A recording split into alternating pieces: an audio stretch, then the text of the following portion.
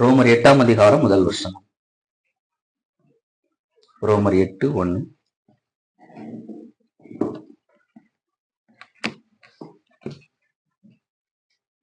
ஆனபடியால் கிறிஸ்து இயேசுவுக்குட்பட்டவர்களாய் இருந்து மாம்சத்தின்படி நடவாமல் ஆவியின்படியே நடக்கிறவர்களுக்கு ஆக்கினை தீர்ப்பில்லை.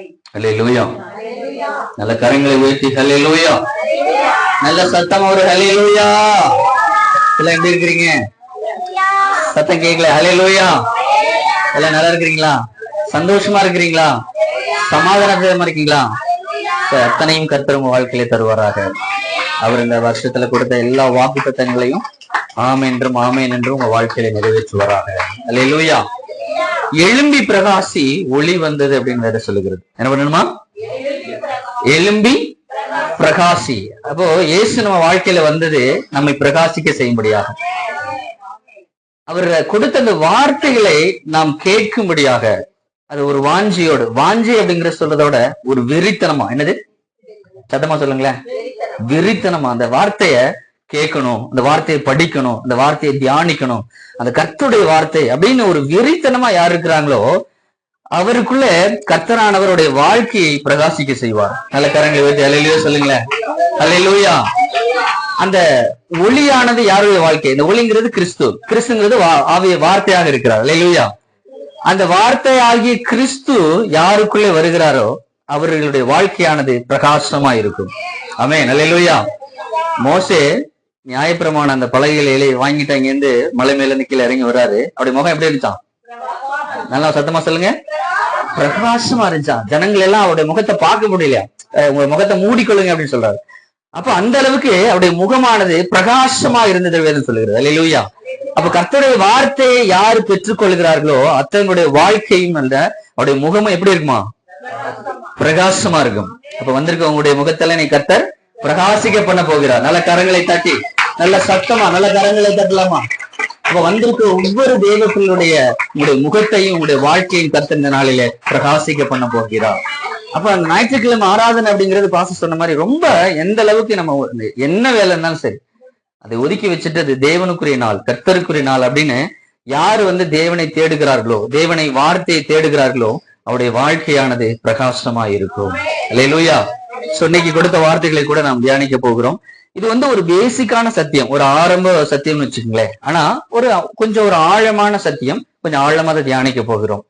சோ அதை கர்த்தர் உங்களுக்கு எல்லாம் வந்திருக்க ஒவ்வொருத்தருக்கும் அதை புரிய வைக்கும்படியாக ஆவியானவர் எனக்கு துணை செய்வாராக. அதை புரிந்து கொள்ள உங்கள் ஒவ்வொருவருக்கும் ஆவியானவர் கிருபைகளை தருவாராக. ஹல்லேலூயா. அதனால ரொம்ப கவனமா அந்த வார்த்தைகளை கேளுங்க. கொஞ்சம் ஆழமா இருக்கும், ஒரு சில டைம்ல புரியாத மாதிரியே இருக்கும். அதனால நான் கொஞ்சம் ஸ்லோவாவே போறேன். கொடுக்கப்பட்ட நேரத்துக்குள்ள நான் முடிப்பதற்கு நான் ட்ரை பண்றேன். சோ கொடுக்கப்பட்ட அந்த வார்த்தைகள் என்ன அப்படின்னா, கிறிஸ்து இயேசுவுக்கு உட்பட்டவர்களா இருந்து மாம்சத்தின்படி நடவாமல் ஆவியின்படியே நடக்கிறவர்களுக்கு ஆக்கினை தீர்ப்பு இல்லை அப்படின்னு வேதம் சொல்லுகிறது. அல்லேலூயா. அப்போ நம்முடைய முதலாக தேவன் மனிதனை உண்டாக்குகிறார். அவனுக்கு முதல்ல ஒரு சின்ன ஒரே ஒரு கட்டளை கொடுக்கிறார். அதை மீறிதான். சோ அவன் அந்த ஏதேன் தோட்டத்தை விட்டு வெளியில வந்துறான். உலகமானது உலகம் முழுவதும் ஜனங்கள் பழுகி பெறுகிறாங்க. ஆனால் மனிதனுக்குள்ளே பாவம் எந்த அளவுக்கு மனிதர்கள் பெருகினார்களோ அந்த அளவுக்கு என்ன பெருகினுச்சு? பாவம் பெருகினுச்சு. அந்த பாவம் பெருகுவதற்கு என்ன காரணம்? அவர்களுக்குள்ளே ஒரு பாவம் அப்படின்னா என்ன தெரியாது. என்ன தெரியாது? இப்போ இந்த ரோடு உண்மை அப்படின்னு எங்கேயாவது ஒரு போர்டு வச்சாதான் என்ன தெரியும்? அது உண்மை, அதுல வரக்கூடாதுன்னு நமக்கு தெரியும். அது மாதிரி மனிதன் பாவம் செய்தான். ஆனா பாவம் எனக்கு என்ன தெரியாது? தெரியாது. இது பாவம் அப்படின்னு தெரியாமலே அதை செஞ்சுட்டே இருந்தான். பாவம் செஞ்சுட்டே இருந்தான். திரும்ப திரும்ப அந்த பாவத்தை மீண்டும் மீண்டும் செய்து கொண்டே இருந்தான். அல்லேலூயா. அப்ப செய்யும் பொழுது அவனுக்கு ஒரு பிரமாணத்தை கொடுக்கிறார். ஒரு நியாய பிரமாணம் அப்படிங்கிற ஒரு பிரமாணத்தை மோசே கையில கொடுக்கிறார். அந்த மோசே கொடுக்கப்பட்ட பிரமாணம் யாருக்குரிய பிரமாணம்? சத்தமா சொல்லுங்க. யாருக்குரிய பிரமாணம்? நமக்குரிய பிரமாணம் இல்ல, கர்த்தருடைய பிரமாணம் தான். கர்த்தர் தான் கொடுக்கிறார். மோசே கையில இந்த பிரமாணத்தை கொடுக்கிறார். அது யாருக்காக கொடுத்தார்? மனிதர்களுக்காக மாத்திரம். குறிப்பா சொல்ல போனா இஸ்ரவேல் ஜனங்களுக்காக கொடுக்கப்பட்டது. இஸ்ரவேல் ஜனங்கள் தானே கிட்டத்தட்ட ஒரு 12 கோத்திரத்தை எகிப்து தேசத்திலிருந்து அவர் கூட்டிட்டு வரும் பொழுது சீனாய் மலை மேல அந்த 10 கட்டளைகளை மோசே கொடுக்கிறார். அதுக்கப்புறம் நிறைய காரியங்களை அவர் சொல்லிக் கொடுக்கிறார். நியாயப்பிரமாணம் என்ன, எப்படிதான் இருக்கணும் அப்படிங்கிற காரியங்களை எல்லாம் அந்த சீனாய் மலையிலிருந்து அவர் மோசே கொடுக்கிறார். ஆனா மோசே அதை யாருக்கு தான் சொல்லிக் கொடுத்தாருன்னா அங்க இருந்த இஸ்ரவேல் ஜனங்களுக்கு மாத்திரம் தான் அதை சொல்லிக் கொடுத்தார். அங்க இருந்த அவர்களுக்கு, ஏன்னா அந்த கற்பலைகள் எழுதப்பட்ட அந்த ஸ்தோத்திரம் அவருடைய எல்லா வார்த்தைகளுமே யாருக்காக கொடுக்கப்பட்டது அப்படின்னா அங்க இருக்கக்கூடிய இஸ்ரவேல் ஜனங்களுக்காக கொடுக்கப்பட்டது. அது இல்லாம மாம்சத்துல அவர்களுக்கு ஒரு விருத்த சேதனம் பண்ணப்பட்டது, அப்படித்தானே? அவர்களுக்கெல்லாம் எல்லாருக்குமே மாம்சத்துல ஒரு விருத்த சேதனம் பண்ணப்பட்டது. அப்ப அந்த விருத்த சேதனத்தை குறித்து அந்த இஸ்ரவேல் ஜனங்களுக்கு என்ன இருந்துச்சுன்னா ஒரு பெருமை இருந்தது. நான் யாரு அப்படின்னா விருத்த சேதனம் பண்ணப்பட்டவன். தாவீது கூட ஒரு இடத்துல சொல்லுவாரு, கோலியாத்தை வீழ்த்துவதற்காக போகும்போது அவர் சொல்லுவாரு, விருத்த சேதனம் இல்லாத இவன் விருத்த சேதனமுடைய எங்களை வீழ்த்துவதற்கு யார் அப்படின்னு கேட்பாரு. அப்ப அவனுக்குள்ள என்ன இருந்தது அப்படின்னா ஒரு பெருமை இருந்தது. பொதுவாக இஸ்ரவேலர்களுக்குள்ள அவர்களை தவிர மற்ற எல்லார்களையும் ஒரு குறைவா தான் பார்ப்பாங்க. சுற்றி இருக்க ஜனங்களை எல்லாம் ஒரு குறைவா பார்க்கக்கூடிய அவருடைய எண்ணம். ஏன் அப்படின்னா இவர்களுக்குள்ள அந்த பெருமை என்ன அப்படின்னா நாங்கள் எல்லாம் யாரு அப்படின்னா விருத்த சேதனம் பண்ணப்பட்டவர்கள், மாம்சத்துல விருத்த சேதனம் பண்ணப்பட்டவர்கள் அப்படின்னு அவர் சொல்வார். இதை உடைக்கும்படியாக பவுல் ஒரு வார்த்தை சொல்றாரு, வாசிக்கலாம். 2ஆம் அதிகாரம், ரோமர் 2ஆம் அதிகாரம் 29வது வசனம் வாசிங்க. உள்ளத்திலே யூதனானவனே யூதன், எழுத்தின்படி உண்டாக்காமல் ஆவியின்படி இருதயத்தில் உண்டாக்கி விருத்த சேதனமே விருத்த சேதனம். உள்ளத்திலே யூதனானவனே, நல்ல சத்தமா சொல்லுங்க, உள்ளத்திலே யூதனானவனே யூதன். அப்படின்னா என்ன அர்த்தம்? கொடுக்கப்பட்ட நியாய பிரமாணத்தை சும்மா ஃபார்மாலிட்டிக்காக அல்லது மற்றவர்கள் பார்க்க வேண்டும் என்பதற்காக, சும்மா வெளி தோற்றத்திற்காக அதை ஃபாலோ பண்றவனுக்கு பேரு யூதன் அல்ல. நியாய பிரமாணத்தை உள்ளத்தில் கொண்டிருப்பவனே யூதன். எத்தனை புரியுது? அல்லேலூயா. உள்ளத்துல அந்த வார்த்தைகளை கர்த்தர் கொடுத்த அந்த நியாய பிரமாணத்தின்படி தன்னுடைய உள்ளத்தில் அந்த பிரமாணத்தை ஏற்றுக்கொண்டு வாழ்கிறவனே யூதன். வெளிப்புறமாய் விருத்த சேதனம் பண்ணப்பட்டவன் என்ன அல்ல, யூதன் அல்ல அப்படின்னு சொல்றாரு. அல்லேலூயா. அப்போ அவர்களை விட, அதாவது நியாயப்பிரமாணத்தை பெற்றுக்கொண்ட அந்த கர்த்தருடைய பிள்ளைகளாகிய அந்த இஸ்ரவேல் ஜனங்களை விட இந்த உலகத்தில் இருக்கக்கூடிய பிரஜாதியார் மேன்மைப்பட்டவர்கள் அப்படின்னு பவுல் சொல்றாரு. என்ன சொல்றாரு? இங்க இருக்கக்கூடிய, அதாவது நியாயப்பிரமாணத்தை பெற்றுக்கொண்டாலும் அந்த நியாயப்பிரமாணத்தின்படி வாழாத இஸ்ரவேல் ஜனங்களை விட இந்த உலகத்தில் இருக்கக்கூடிய புறஜாதியார் மேன்மை உள்ளவர்கள். வாசிக்கலாம் 2ஆம் அதிகாரத்துல 14-15 வாசிங்களேன். அன்றியில் நியாயப்பிரமாணம் இல்லாத புறஜாதிகள் சுவாபமாய் நியாயப்பிரமாணத்தின்படி செய்கிற போது நியாயப்பிரமாணம் இல்லாத அவர்கள் தங்களுக்குள்ளே தாங்களே நியாயப்பிரமாணமாய் இருக்கிறார்கள். இந்த புறஜாதியார்கள் எப்படி இருக்கிறாங்க அப்படின்னா அவங்களுக்கு நியாயப்பிரமாணம் ஒண்ணு கொடுக்கப்படல, ஆனாலும் அவருடைய உள்ளத்தில் எப்படி இருக்காங்கன்னா நியாயப்பிரமாணக்காரர்களாக இருக்கிறார்கள். தொடர்ந்து அவருடைய மனச்சாட்சியும் கூட சாட்சி இடுகிறதினாலும் குற்றம் உண்டு குற்றமில்லை என்று அவருடைய சிந்தனைகள் ஒன்றையொன்று தீர்க்கிறதினாலும் நியாய பிரமாணத்திற்கு ஏற்ற கிரியை தங்கள் இருதயங்களில் எழுதியிருக்கிறது என்றும் காண்பிக்கிறார்கள். நியாய பிரமாணத்திற்கு ஏற்ற கிரியைகள். அல்லேலூயா. நியாய பிரமாணம் அவர்களுக்கு கொடுக்கப்படவில்லை, ஆனால் நியாய பிரமாணத்துக்குரிய சட்ட திட்டங்கள் இருக்கு இல்லையா, அதற்குரிய கிரியைகள் அவருடைய உள்ளத்தில் இருந்ததுனால அவர் பவுல் எழுதுறாரு, நியாய பிரமாணத்தை உனக்கு கொடுத்தாரு, கர்த்தர் கொடுத்தாரு, தேவன் கொடுத்தாரு, ஆனால் நீ அதை என்ன பண்ணல, நீ ஃபாலோ பண்ணல, அதை நீ மேன்மையா எடுத்துக்கொள்ளல, அதன்படி நீ வாழல. ஆனால் இந்த உலகத்தில் இருக்க புறஜாதிகள் இருக்காங்க இல்லையா, அவர்களுக்கு நியாய பிரமாணம் என்று ஒன்று கொடுக்கப்படவில்லை, ஆனால் அந்த நியாய பிரமாணத்தின் கிரியைகளின்படி தங்களுடைய இருதயத்தில் அதன்படி வாழ்கிறவர்கள், தன்னுடைய மனசாட்சியின்படி, அந்த வார்த்தையை கண்டல் பண்ணுங்க, மனசாட்சியின்படி அவர்களுக்கு ஒவ்வொரு மனசு ஒவ்வொருத்தரும் பாத்தீங்கன்னா இன்னைக்கு நம்ம கர்த்தருடைய பிள்ளைகளாக நம்ம இருக்கிறோம். இன்னும் ஓப்பனா சொல்ல போனா நம்மளை விட நல்லவர்கள் இந்த உலகத்துல இருக்காங்க. நல்ல சத்தம் ஆமென் சொல்லுங்களேன். நம்மளை விட நல்லவர்கள், கர்த்தரை அவர்கள் அறியவில்லை, கர்த்தருடைய வேதம்னா என்னன்னு தெரியாது, சத்தியம்னா என்னன்னு தெரியாது, இப்படித்தான் வாழணும் அவர்கள் சொல்லிக் கொடுக்கப்படவில்லை. ஆனால் நம்மை விட நல்லவர்கள் இந்த உலகத்துல, கர்த்தரை அறியாத ஜனங்கள் கூட இந்த உலகத்தில் நல்லவர்கள் என்று வாழ்ந்து கொண்டிருக்கிறார்கள். ஒருவேளை மறிக்கிறாங்கன்னு வச்சுங்களேன், அவங்க ஒருவேளை மறிக்கிறாங்க, அப்ப கர்த்தரை அவங்க வாழ்க்கை புறாவும் தெரிந்து கொள்ளவே இல்லை, கர்த்தர்னா யாரோடைய சத்தியம்னா என்னன்னு தெரியாது, எப்படி ரட்சிக்கப்படணும் அப்படி எதுவுமே தெரியாது. ஆனா மறிக்கிறாங்க அப்படின்னா கடைசி நாட்கள்ல அவர்களுக்கு ஒரு வெள்ளை சிங்காசன நியாய தீர்ப்பு என்று உண்டு. என்ன உண்டு? நம்ம எல்லாம் எதுக்காக வெயிட் பண்ணிட்டு இருக்கோம்? நம்ம எதுக்காக காத்து கொண்டிருக்கோம்? இயேசுடைய 2ஆம் வருகைக்காக நம்ம காத்துட்டு இருக்கோம். இயேசு நம்ம எல்லாம் என்ன பண்ணுவாரு? எடுத்துக்கொள்ளப்படுவோம். அப்படித்தானே?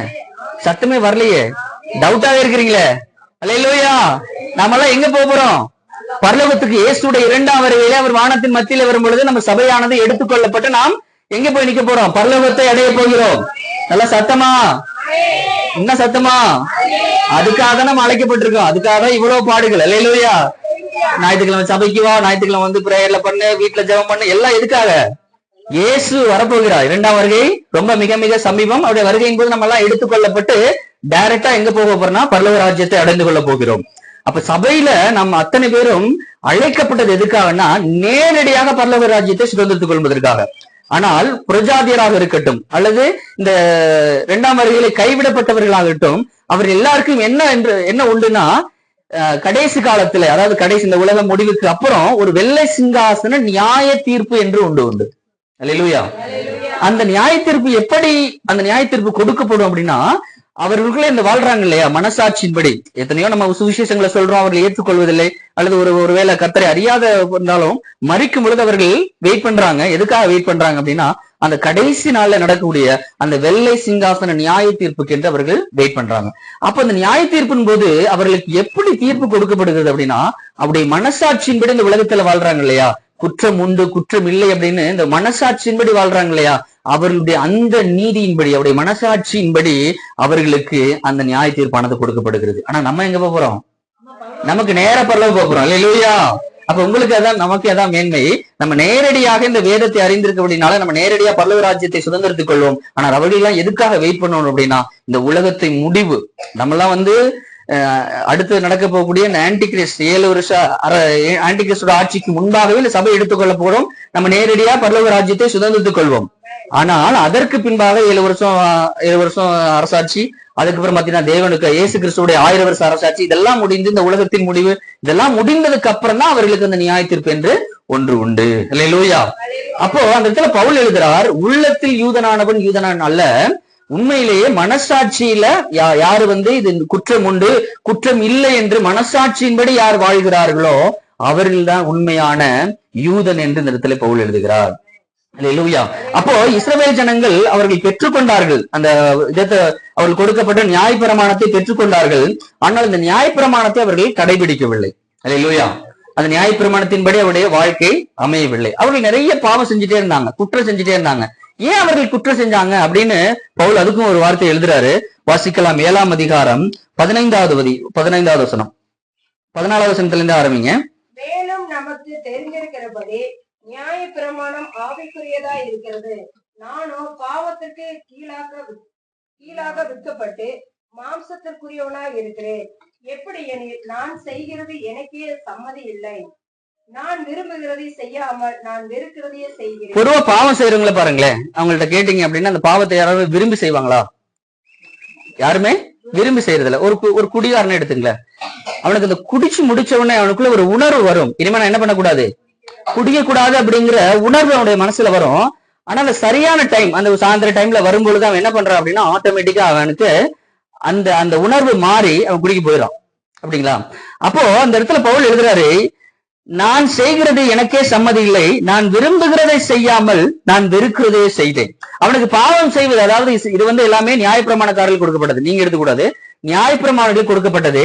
அவர்கள் தாங்கள் செய்கிறதை விரும்புகிறதை செய்யாமல் வெறுக்கிறதை செய்யறாங்க. அதை பாவம் செய்வதே அவங்க வெறுக்கிறாங்க, ஆனால் விரும்புகிற நன்மை செய்யாமல் வெறுக்கிற பாவத்தை அவர்கள் செய்கிறார்கள். தொடர்ந்து வாசிக்கலாம். இப்படி நான் விரும்பாததை செய்கிறவனா இருக்க நியாயப்பிரமாணம் நல்லது என்று ஒத்துக்கொள்ளுகிறேனே, ஆதலால் நான் அல்ல எனக்குள் வாசமாயிருக்கிற பாவமே அப்படி செய்கிறது. இந்த இடத்த வார்த்தையை கவனிங்க. அப்போ அந்த பாவத்தை செய்கிறது நான் அல்ல, எனக்குள் இருக்கிற பாவமே அப்படி செய்தது. இது எந்த பாவம்?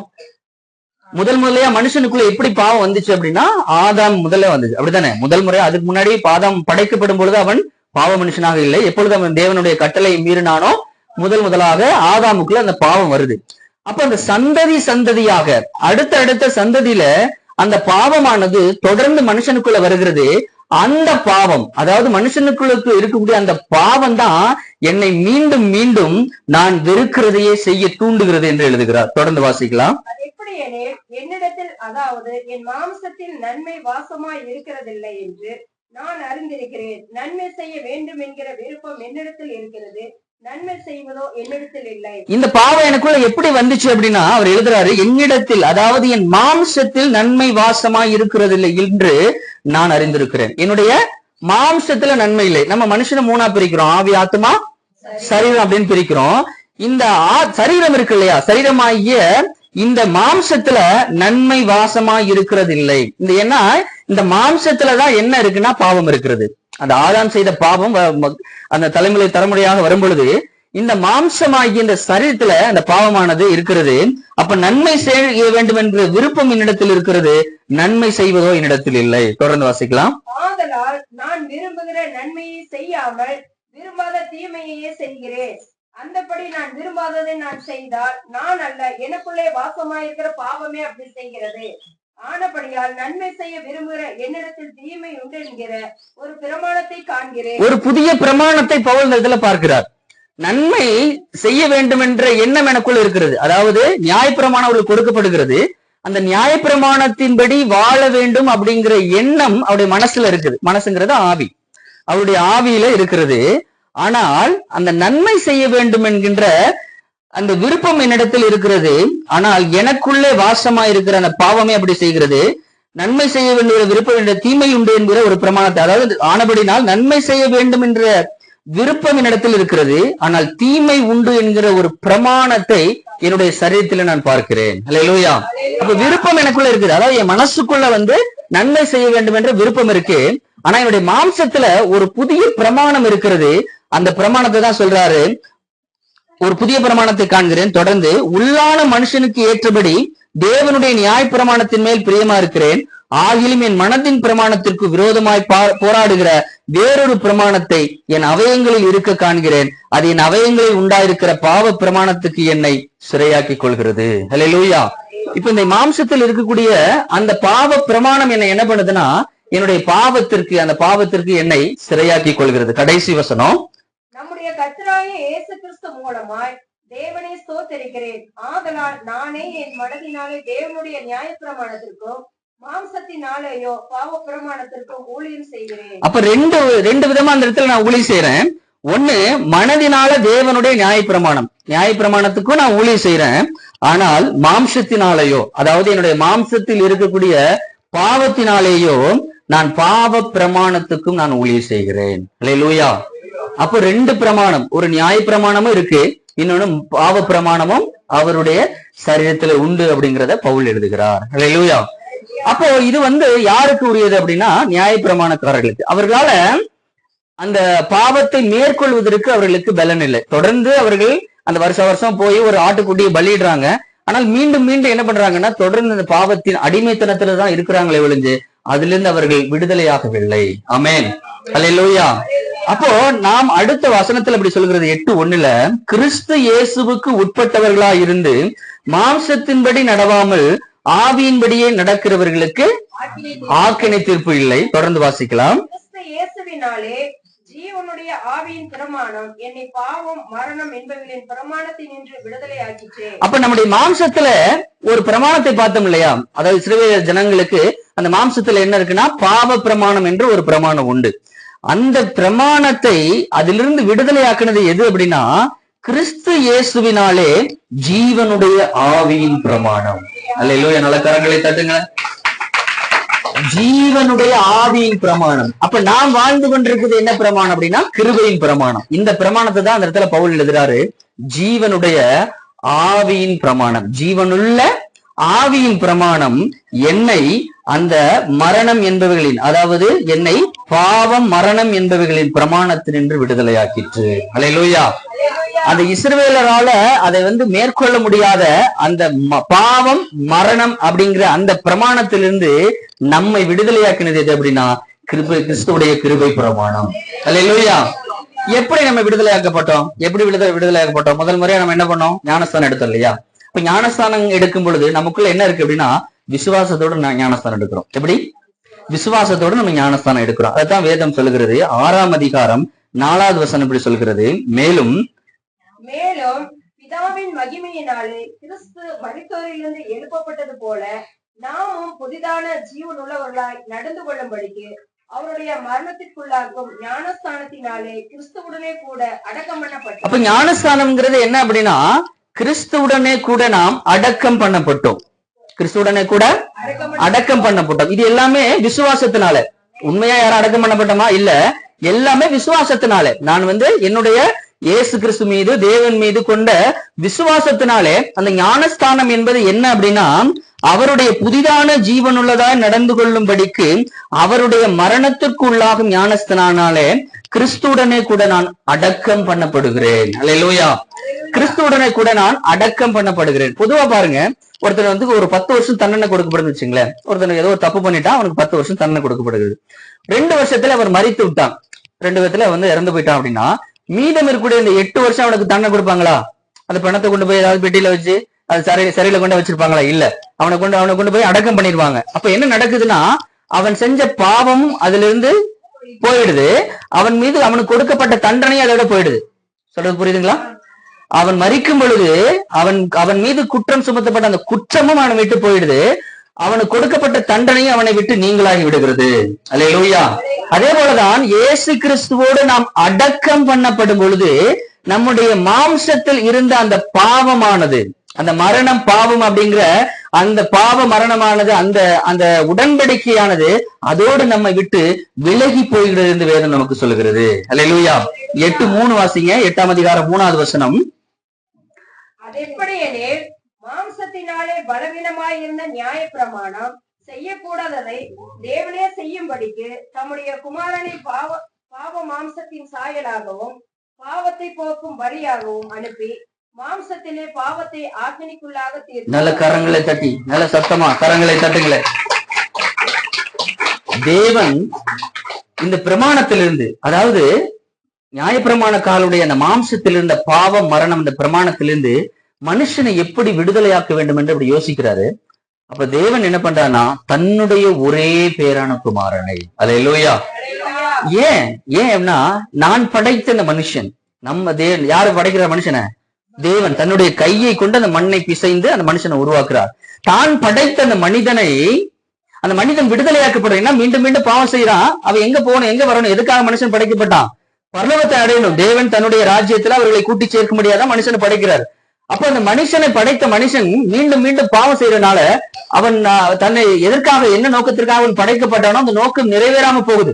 அப்ப இந்த மனிதனை அந்த பாவம் மரணம் அப்படிங்கிற அந்த பிரமாணத்திலிருந்து விடுதலையாக்கும்படியாக தன்னுடைய ஒரே பேரான குமாரனை, அல்லேலூயா, தன்னுடைய ஒரே பேரான குமாரனை அவர் என்ன பண்றாருன்னா, மாம்சத்தினாலே பலவீனமாய் இருந்த நியாயப்பிரமாணம் செய்யக்கூடாததை தேவனே செய்யும்படிக்கு தம்முடைய குமாரனை பாவ மாம்சத்தின் சாயலாகவும், அல்லேலூயா, ஒரு அடுத்து வந்து பாத்தீங்கன்னா பாவ மாம்சத்தின் சாயலாகவும் பாவத்தை போக்கும் பலியாகவும் அனுப்புகிறார். ஒரு ஆட்டுக்குட்டியை வந்து பலியிடுறாங்க அப்படின்னா அது வெறும் பலி பொருள் தான், அது மாம்சம் கிடையாது, மனுஷனுக்குரிய மாம்சம் அதுக்குள்ள கிடையாது. அப்போ இவர் எப்படி இயேசுவை அனுப்புறாரு அப்படின்னா, ஒரு அதே பாவ மாம்சத்தின் சாயலாகவும் பாவத்தை போக்கும் பலியாகவும் அனுப்புகிறார். அல்லேலூயா. அதாவது அந்த மாம்சம் எப்படிப்பட்டதுன்னா பாவ மாம்சம் சாயலம். மனுஷனுக்கு எப்படி மாம்சம் வந்து பாவ மாம்சமாக இருக்கிறதோ அதே போல இயேசு கிறிஸ்துடைய மாம்சம் எப்படி இருந்துச்சுன்னா அந்த பாவ மாம்சத்தின் சாயலாக இருந்தது. அதே போல அவர் அடிக்கப்படக்கூடிய, அதாவது பலியாக செலுத்தக்கூடிய ஒரு ஆட்டுக்குட்டியாக இந்த உலகத்திலே வருகிறார். அல்லேலூயா. அப்ப பாவத்தை போக்கும் பலியாகவும் அனுப்பி மாம்சத்திலே பாவத்தை ஆக்கினைக்குள்ளாக தீர்த்தார். அல்லேலூயா.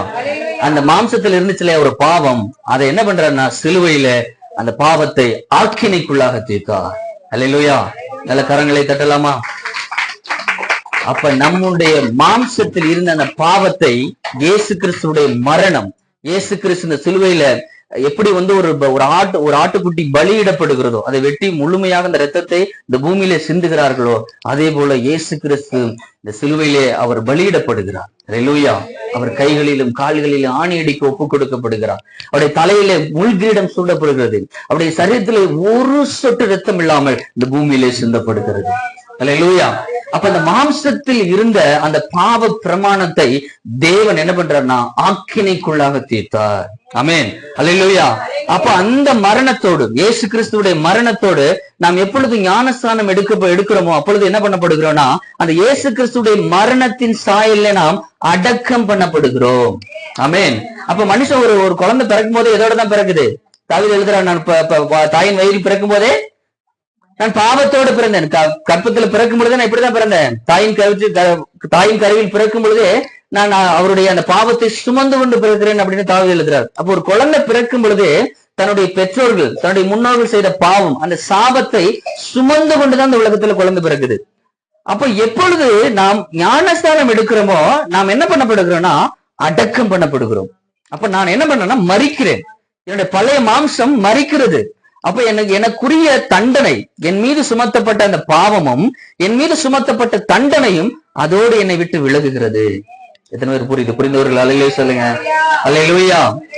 ரோமர் 6:5 ஆதலால் அவருடைய மரணத்தின் சாயலில் நாம் இணைக்கப்பட்டவர்களானால் அவர் உயிர்த்தெழுதலின் சாயலிலும் இணைக்கப்பட்டிருப்போம். அல்லேலூயா, அல்லேலூயா.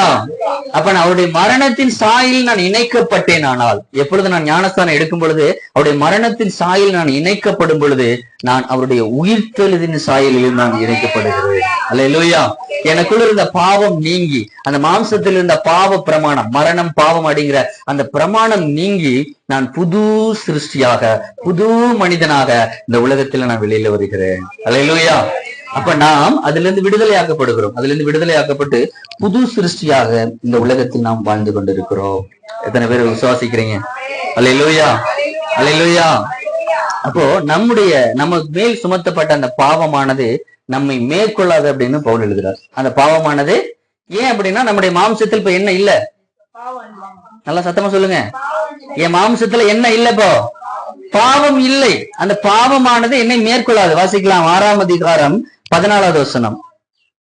நீங்கள் நியாய பிரமாணத்திற்கு கீழ்ப்பட்டிராமல் கிருபைக்கு கீழ்ப்பட்டிருக்கிறபடியா. யாரை குறித்து எழுதுற அந்த இடத்துல? நீங்கள் அப்படின்னா யாரு? நாம. அதாவது நாம் நியாய பிரமாணத்துக்கு கீழ்பெற்றாமல். இப்ப நம்ம நியாய பிரமாணத்துக்கு கீழ்பெற்றிருக்கவில்லை. யாருக்கு கீழ்பெற்றிருக்கிறோம்? கிருபை பிரமாணத்துக்கு கீழ்பெற்றிருக்கிறோம். கிருபை பிரமாணத்துக்கு கீழ்பெற்றிருக்கிறபடினால் பாவம் உங்களை மேற்கொள்ளாது. நல்ல கரங்களை தட்டுங்க, நல்ல உற்சாகமா கரங்களை தட்டுங்க. பாவம், இந்த உலகத்தில் இருக்கக்கூடிய எந்த பாவமும் உங்களை மேற்கொள்ளாது. அல்லேலூயா. பவுல் அழகா எழுதுறார் பாருங்க. நீ நியாய பிரமாணத்துக்கு கீழ்பட்டவர்கள் அல்ல, நீங்கள் அத்தனை பேரும் கிருபை பிரமாணத்துக்கு கீழ்பட்டவர்கள். ஆதலால் பாவம் உங்களை மேற்கொள்ளாது. இந்த பழைய மனுஷன் எப்படி அந்த பாவத்தினால மீண்டும் மீண்டும் வீழ்ச்சி அடைந்தானோ, அந்த பாவமானது அவனை மரணத்திற்கு நேராக கொண்டு போனதோ, அதே போல உங்களை பாவமானது மேற்கொள்ளாது. அல்லேலூயா. அப்ப எல்லாருக்குமே ஒரு டவுட் வரும். அப்ப நம்ம எவ்வளவு வேணாலும் பாவம் செஞ்சுக்கலாமோ? டவுட் வருது இல்ல? நாம எவ்வளவு வேணாலும் பாவம் செஞ்சுக்கலாம் போல இருக்கு. அதுக்குதான் பவுல் தொடர்ந்து எழுதுறாரு. இதனால் என்ன? நாம் நியாய பிரமாணத்துக்கு கீழ்பட்டிருக்கபடினால், கிருபைக்கு கீழ்பட்டிருக்கபடினால் பாவம் செய்யலாமா? கூடாது. அல்லேலூயா. அப்ப நீங்க பாவம் செய்யலாமா? அப்ப நான் பாவம் என்னை மேற்கொள்ளாதுன்னா நான் எவ்வளவு வேணாலும் பாவம் செஞ்சுக்கலாமா அப்படின்னா அந்த இடத்துல எழுதுறாரு, பாவத்தை நீங்க என்ன பண்ணக்கூடாது? செய்யக்கூடாது. தொடர்ந்து வாசிக்கலாம். மரணத்துக்கு ஏதுவான பாவத்துக்கானாலும் நீதிக்கு ஏதுவான கீழ்ப்படிதலுக்கானாலும் எதற்கு கீழ்ப்படியும்படி உங்களை அடிமைகளாக ஒப்புக் கொடுக்கிறீர்களோ அதற்கே கீழ்ப்படுகிற அடிமைகளா இருக்கிறீர்கள் என்று அறிவீர்களா? முன்னே நீங்கள் பாவத்திற்கு அடிமைகளாய் இருந்தோம். இப்பொழுது உங்களுக்கு ஒப்புவிக்கப்பட்ட உபதேச சட்டத்திற்கு நீங்கள் மனப்பூர்வமாய் கீழ்ப்படிந்ததினாலே தேவனுக்கு ஸ்தோத்திரம். அல்லேலூயா. முன்னே நீங்கள் பாவத்திற்கு அடிமைகளாய் இருந்தும் இப்பொழுது உங்களுக்கு ஒப்புவிக்கப்பட்ட உபதேச சட்டத்திற்கு நீங்கள் மனப்பூர்வமாய் கீழ்ப்பட்டிருந்ததினாலே தேவனுக்கு ஸ்தோத்திரம். பாவத்திலிருந்து நீங்கள் விடுதலையாக்கப்பட்டு நீதிக்கு அடிமைகளானீர்கள். அல்லேலூயா. இப்ப நான் இதுக்கு முன்பாக எப்படி இருந்தேன் அப்படின்னா பாவத்துக்கு அடிமையாக இருந்தேன். நான் எப்படி இருந்தேன்? என்னுடைய சரீரம் எல்லாமே, என்னுடைய அவயங்கள் எல்லாமே பாவத்தை செய்து கொண்டிருந்தது. ஆனா அது பாவமா சரியா தப்பா எதுவுமே எனக்கு தெரியாது. ஏன்னா கர்த்தரை அறிவதற்கு முன்பாக நமக்கு எதுவுமே பாவம் எது சரியா இந்த உலகத்துல பாவம் எது நீதினு போதிப்பதற்கு நமக்கு யாருமே கிடையாது. உலகத்துடைய பாடத்திட்டத்தை நம்ம ஸ்கூல்ல போய் படிச்சிடும். ஆனால் உண்மையாக ஒரு ஆவிக்குரிய வாழ்க்கைனா எப்படி இருக்கணும், ஒரு நீதி எது பாவம் எது இந்த உலகத்துல சொல்லிக் கொடுப்பதற்கு நமக்கு ஆள் இல்லை. அல்லேலூயா. அப்போ நாம் இதற்கு முன்பாக என்னுடைய கை போன போக்குல போயிட்டு இருந்தேன், என் கால் போன போக்குல போயிட்டு இருந்தேன், என் கண் போன போக்குல போயிட்டு இருந்தேன். நான் என்ன வேணாலும் பேசுவேன், என்ன வேணாலும் கேட்பேன், என்ன வேணாலும் பார்ப்பேன். அப்படிதான் என்னுடைய வாழ்க்கை இருந்தது. ஆனால் அப்ப அந்த மாதிரி வாழ்ந்த வாழ்க்கையை எதற்கு ஒப்பிடுறார் அப்படின்னா ஒரு பாவத்தின் அடிமைக்கு ஒப்பிடுகிறார். அல்லேலூயா. அந்த பாவம் உங்களை மேற்கொள்ளும் பொழுது நீங்க எதுக்கு அடிமைகளா இருக்கீங்கன்னா பாவத்துக்கு நீங்க அடிமைகளாக இருந்தீர்கள். ஆனா இப்பொழுது இயேசுனால் விடுவிக்கப்பட்டவர் நீங்கள் நீதிக்கு அடிமைகளாக இருக்கிறீர்கள்.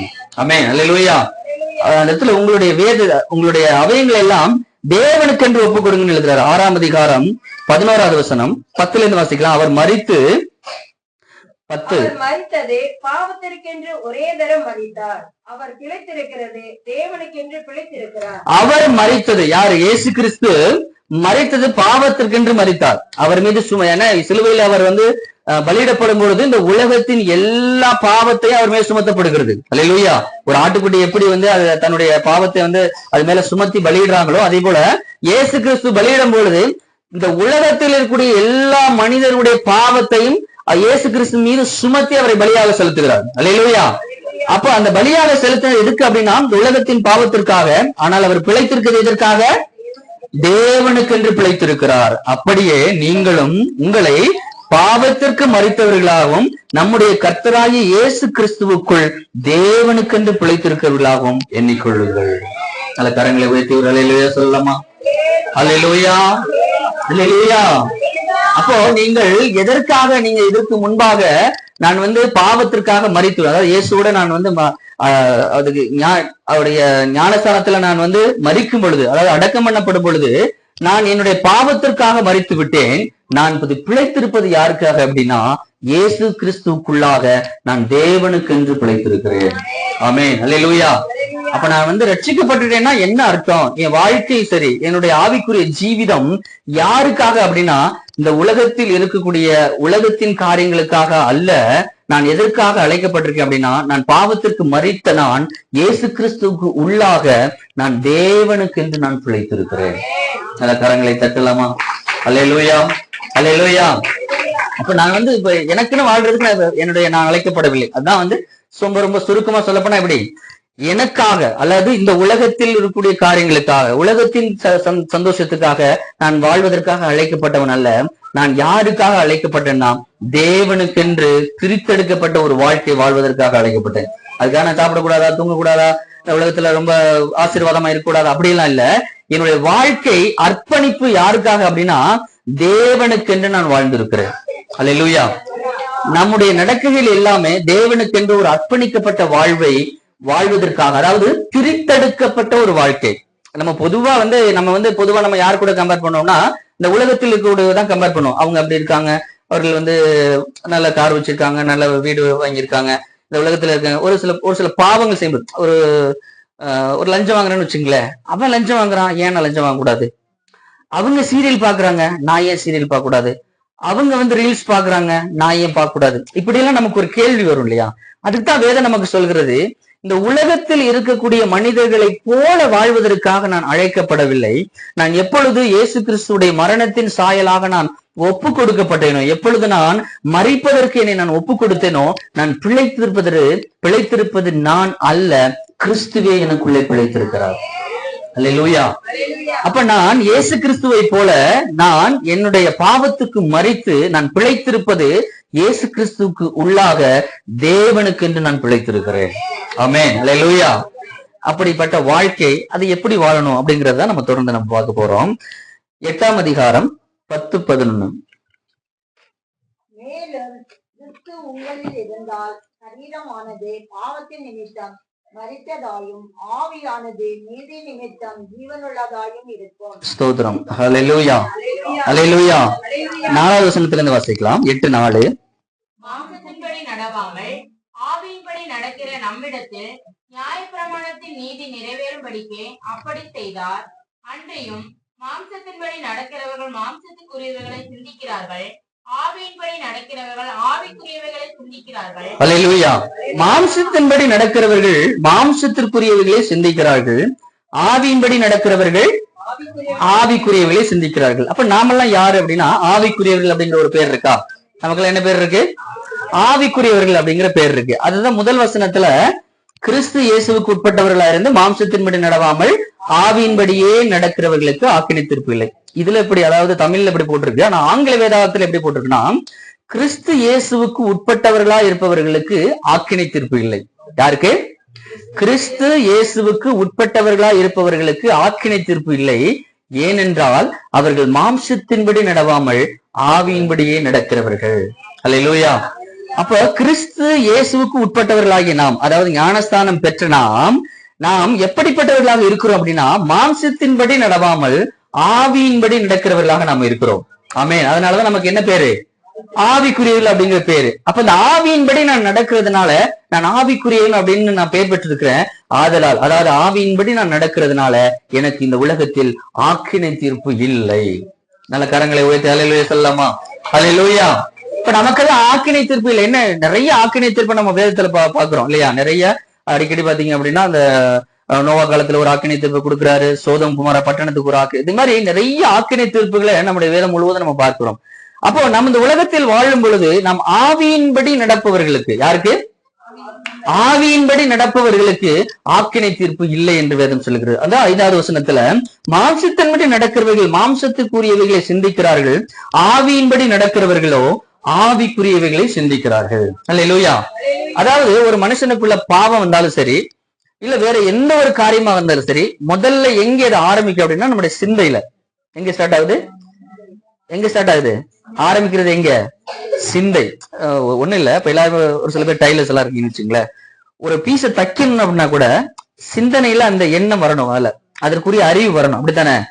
சிந்தையில அறிவு வந்தாதான் கை வேலை செய்யும். சொல்ல புரியல இல்லைங்களா?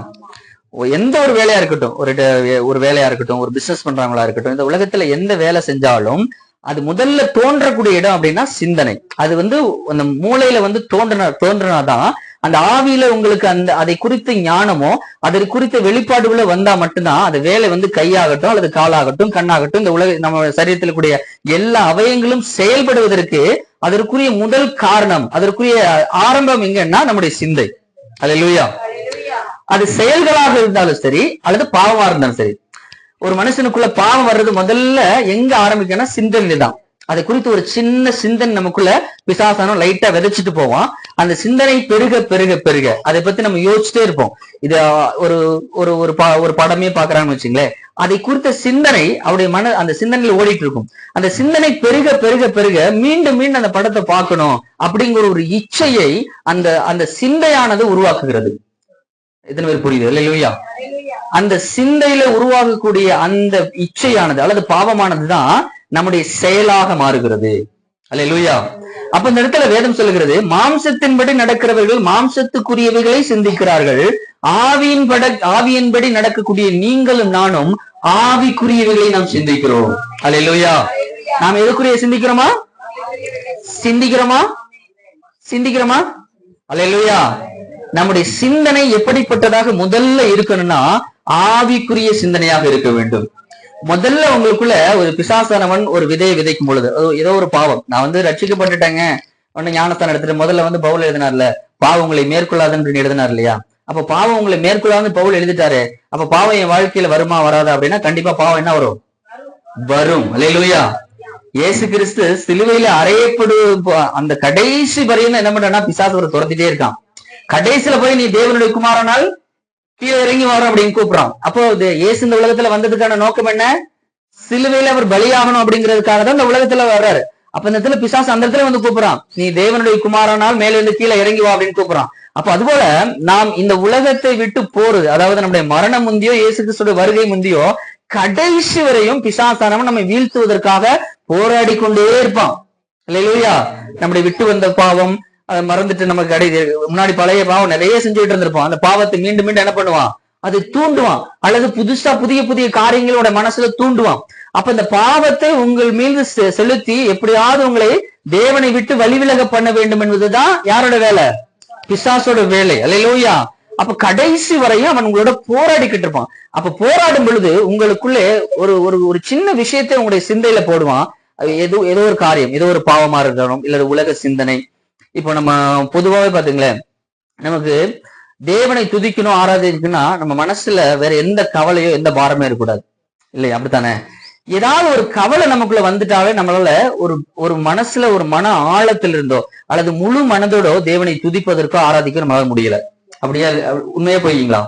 உண்மை. அப்போ அப்படிப்பட்ட ஒரு பாரத்தை கூட நம்ம பாவத்தை நம்மளோட மனசு சிந்தனையில போட வேண்டியதுல ஒரு மனசுல ஒரு பாரத்தை கூட பிசாசானவன் போடுவான்.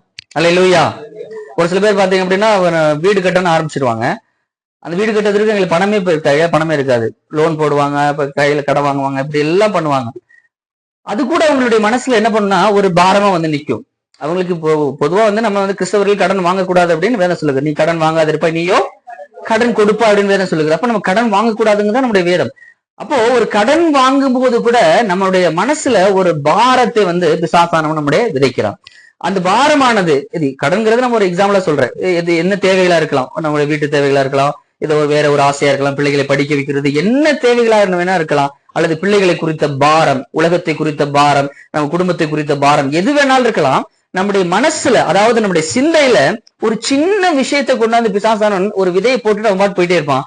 அந்த விதையானது, அதாவது நம்ம சிந்தையிலே போடப்பட்ட காரியமானது மீண்டும் மீண்டும் மீண்டும் அது பெருகி பெருகி பெருகி அது பாவமா இருக்கலாம், அல்லது வேற ஏது சிந்தனையா இருக்கலாம், அல்லது உலகத்தின் காரியங்கள் எதுவாக இருந்தாலும் அது பெருகும் பொழுது நாம் கர்த்தரை விட்டு கொஞ்சம் கொஞ்சம் கொஞ்சமாக நம்மை வழி விலக பண்ணக்கூடிய காரியமாக அது மாறிவிடுகிறது. அல்லேலூயா. அதுக்குதான் பவுல் அந்த இடத்துல எழுதுறாரு, ஆவிக்குரியவர்கள் ஆவிக்குரியவர்களை சிந்திக்கிறார்கள். ஆமென். அப்ப நம்ம என்ன பண்ணணும் அப்படின்னா, வேதம் நமக்கு சொல்லுகிறது 13வது வசனம் 8:13, மாம்சத்தின்படி பிழைத்தால் சாவீர்கள், ஆவியினாலே சரீரத்தின் செய்கைகளை அழித்தால். ஆவியினாலே சரீரத்தின் செய்கைகளை அழித்தால். எதை அழிக்கணுமா? அந்த செய்கை எங்க இருந்து உண்டாகுதுன்னா முதல்ல சிந்தனையில இருந்து உண்டாகுது. என் சிந்தனையில தான் முதல்ல நான் அதை பத்தி சிந்திக்கிறேன். என்ன செயலா இருந்தாலும் சரி, அது பாவ செயலா இருந்தாலும் சரி, இந்த உலகத்தின் செய்கை எதுவாக இருந்தாலும் சரி, எல்லாத்தையும் முதல்ல நான் சிந்திக்கிறேன். அது வந்து எதுவா மாறுதுன்னா செய்கையா மாறுகிறது. அல்லேலூயா. அந்த செய்கையை வேதம் சொல்லுகிறது ஆவியினாலே. எதனால? ஆவியினால. உங்களுக்குள்ள ஒரு ஆவி இருக்கு இல்லையா, உங்களுக்கு ஆவி ஆத்மா சரீரம் சொன்னோம் இல்லையா, அந்த ஆவியினாலே உங்களுடைய சரீரத்தின் செய்கைகளை அழித்தால் பிழைப்பீர்கள். அல்லேலூயா.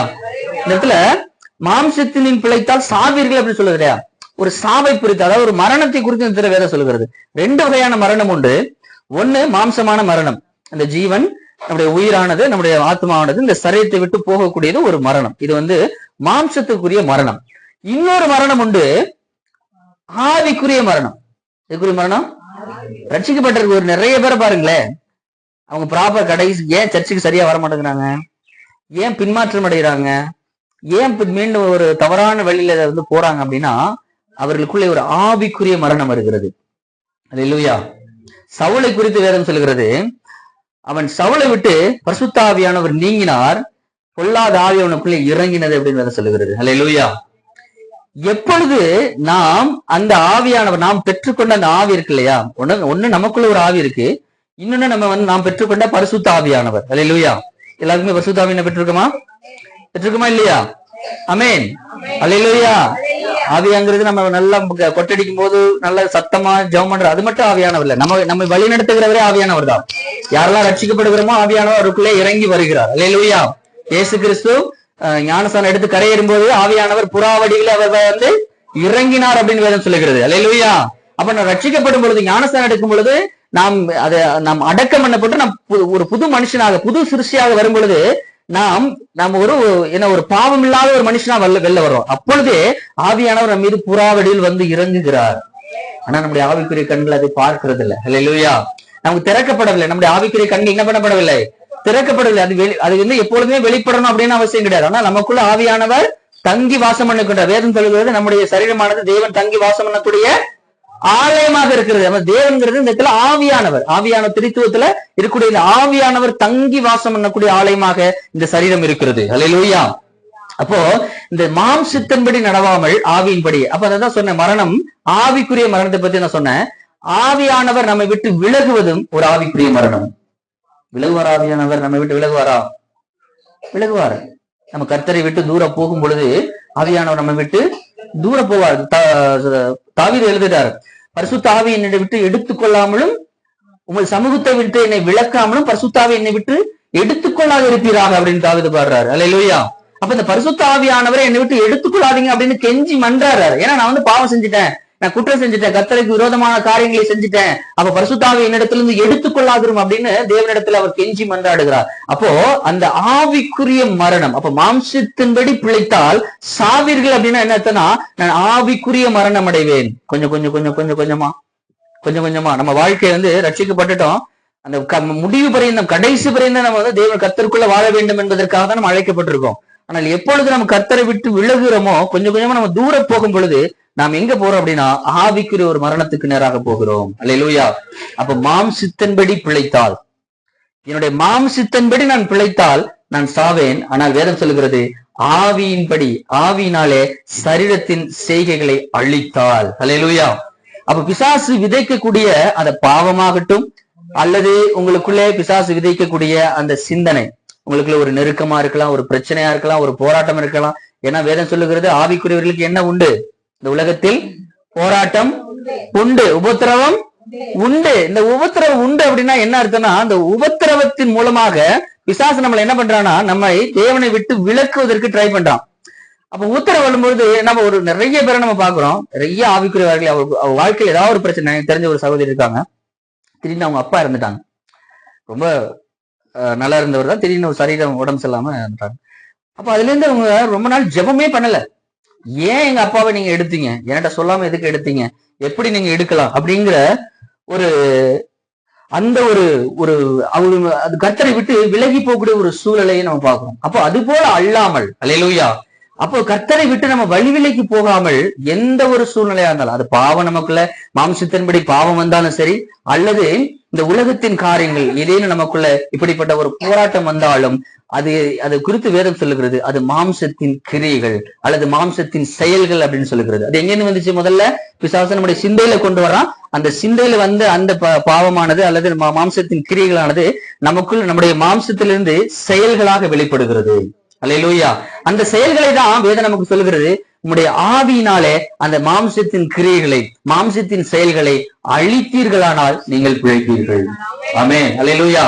அப்ப நீங்கள் நானும் நாம் அழைக்கப்பட்டது எதுக்கு அப்படின்னா, எனக்குள்ள பெற்ற என்னுடைய பரிசுத்த ஆவி, எனக்குள்ள என்னுடைய சொந்த ஆவி இருக்குல்ல, இந்த ரெண்டையும் கொண்டு எனக்கு வரக்கூடிய அந்த மாம்சத்தின் கிரியைகளை அல்லது மாம்சத்தின் செயல்களை நான் அழித்தேனானால் நான் பிழைப்பேன். அல்லேலூயா, அல்லேலூயா.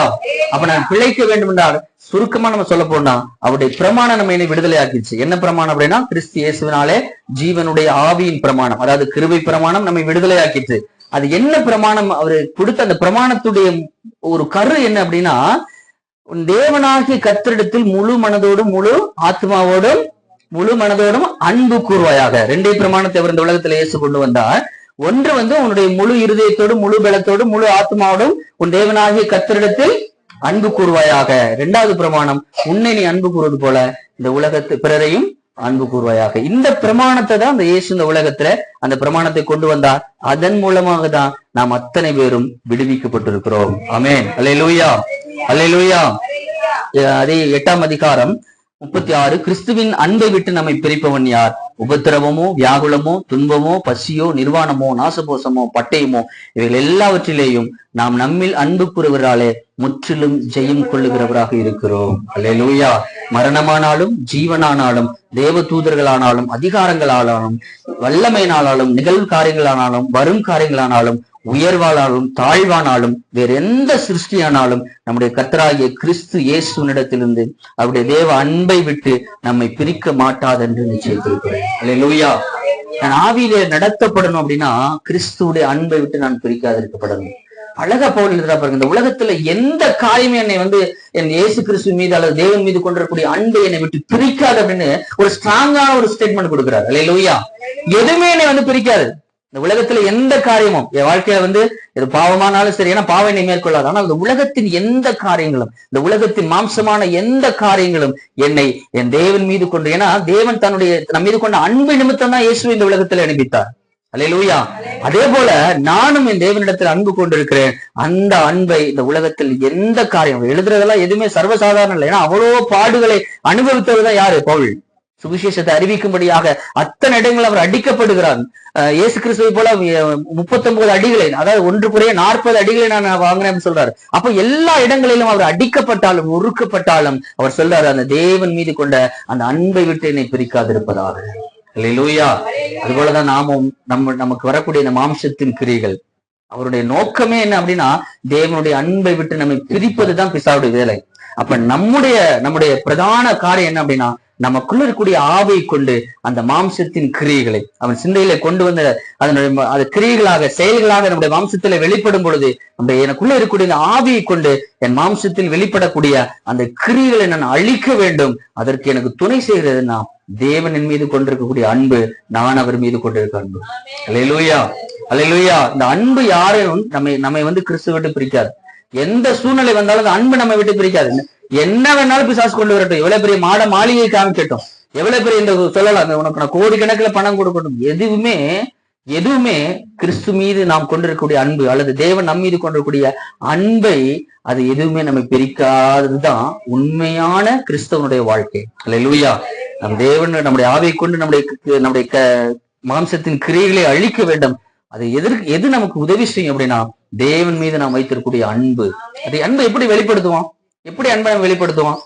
நம்முடைய ஜெபங்கள், நம்முடைய ஆவிக்குரிய வாழ்க்கை, இது போன்ற ஆராதனையில பங்கு பெறுறது, அதிகமாக தேவ சமூகத்துல காத்திருந்து ஜெபிக்கிறது, தேவனுடைய வார்த்தைகளை படிக்கணும், அதை தியானிக்கணும்.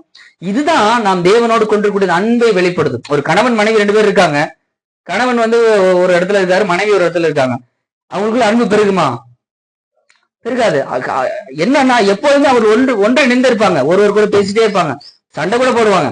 ஆனா என்ன பண்ண மாட்டாங்க, ஒரு விட்டு என்ன பண்ண மாட்டாங்க, பிரிந்து போக மாட்டாங்க. அப்போ அதுபோலதான் தேவனோடு கொண்டிருக்கூடிய ஐக்கியமாகிய அந்த அன்பு நம்மை விட்டு விலகாது இருக்கும் பொழுது நமக்கு வரக்கூடிய எந்த கிரியைகளும் நம்மை மேற்கொள்ளாது. எத்தனை பேர் புரியுது? அல்லேலூயா. அந்த தேவனோடு கொண்டிருக்கூடிய அன்பையும் ஐக்கியத்தை நம்ம அதிகப்படுத்த, அதாவது ஜெபித்துல, வேதத்தை வாசிக்கிறதுல, தேவனுடைய வார்த்தைகளை நல்லா விசுவாசிச்சு அதை தியானிக்கும் பொழுது, இது போன்ற கூட்டங்கள்ல கலந்து கொள்ளும் பொழுது, தேவனுடைய வார்த்தைகளை கேட்க கேட்க கேட்க அவருக்கும் நமக்கு இருக்கக்கூடிய அந்த ஐக்கியமானது, அன்பானது பெருகுகிறது. அது பெருக பெருக பெருக நாம் என்ன பண்றோம் அப்படின்னா எந்த ஒரு மாம்சத்தின் கிரியைகளையும் எனக்குள்ள இருக்கக்கூடிய ஆவியை கொண்ட நாள அழிப்பதற்கு தேவன் நமக்கு பலன் தருகிறார். அல்லேலூயா. எழுந்து